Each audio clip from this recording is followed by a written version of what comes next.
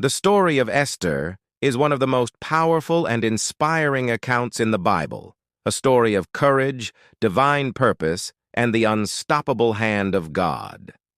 Esther was not born into power. She was a young Jewish woman, an orphan raised by her cousin Mordecai, living in Persia under King Xerxes' rule. Yet, by the providence of God, she was chosen to become queen, not because of luck, but because God had already positioned her for a moment of destiny. Her story begins quietly, almost humbly, but it quickly becomes clear that God was orchestrating every detail. When Haman, the king's official, plotted to destroy all the Jews in the empire, Mordecai sent word to Esther, urging her to go before the king and plead for the lives of her people. This was no small request. In that time, going before the king uninvited could mean death. The law was clear. Anyone who approached the king without being summoned could be executed unless he extended his golden scepter. At first, Esther hesitated. She was human like us. She knew the risk. But Mordecai's words stirred something in her spirit. He told her, "Who knows if perhaps you were made queen for such a time as this?" Those words awakened her to the truth. She was not where she was by accident. God had placed her in that palace for a divine assignment. And that realization changed everything. Esther made a decision that would define her life.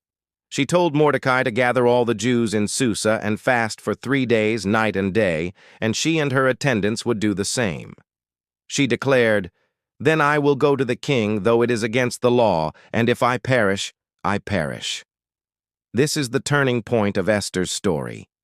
A moment of complete surrender to the will of God.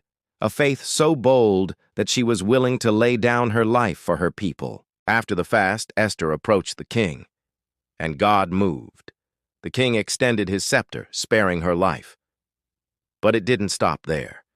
Through a series of divinely orchestrated events, Esther exposed Haman's plot, and instead of the Jews being destroyed, they were delivered.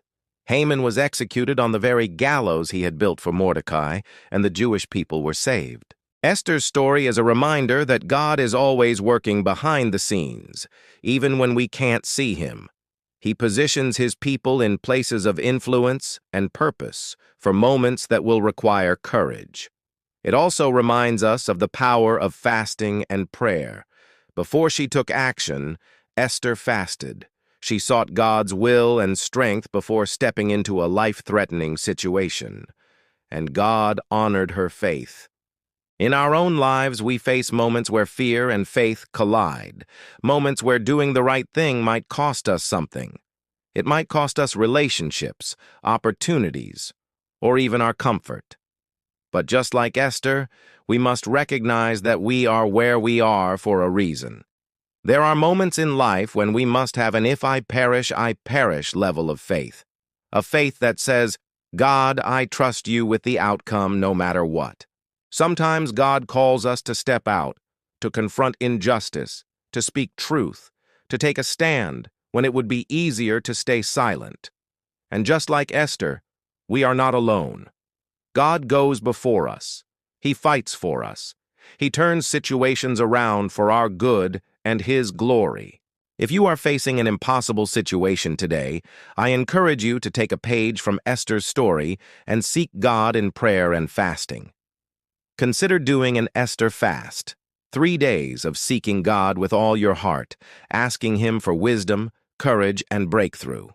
There is power in surrender, power in prayer, and power in faith that refuses to back down.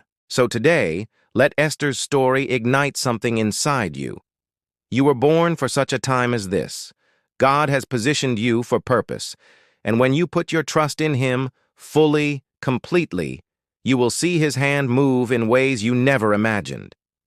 Step forward with courage. Pray, fast, believe.